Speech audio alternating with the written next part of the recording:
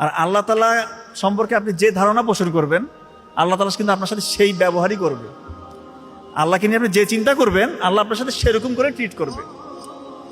কাজেই যে কোনো বিপদ আপদ যদি ঘটে যায় বা ঘটছে বা সামনে ঘটতে পারে, কখনো হায় হুতাশ করবেন না। কারণ আল্লাহ তাআলা কিন্তু মানুষকে ক্ষুধা, তার জীবন, ফল ফসল এগুলো দিয়ে কিন্তু পরীক্ষা করবে, বিভিন্ন ক্ষয়ক্ষতি করে মানুষকে পরীক্ষা করে যে তার ইমানটা কতটা মজবুত।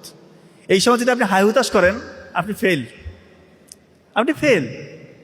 আর জীবনে ভাই এত হতাশার কিছু নাই। সত্যিকার অর্থে এটা শয়তান আমাদেরকে শেখায়।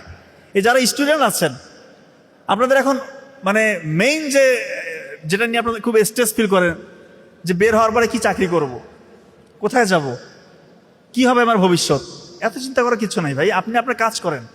আল্লাহ তাআলা কাউকে না খেয়ে মারবে না, সবার জন্য রিজিক ফিক্সড করে দিয়েছে। আপনি পরিশ্রম করে যান, আল্লাহর কাছে চান, রাতে আগে আগে ঘুমান, পারলে কিয়ামুল লাইল তাহাজ্জুদের সালাত আদায় করেন।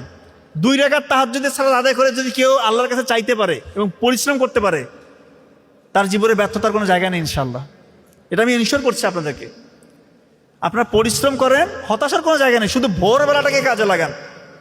ফজরের আগে উঠে যদি কেউ 1-2 ঘন্টা পড়ে এবং ফজরের পর আরো 1-2 ঘন্টা পড়তে পারে, তার সারাদিন কিছু না পড়লেও চলবে।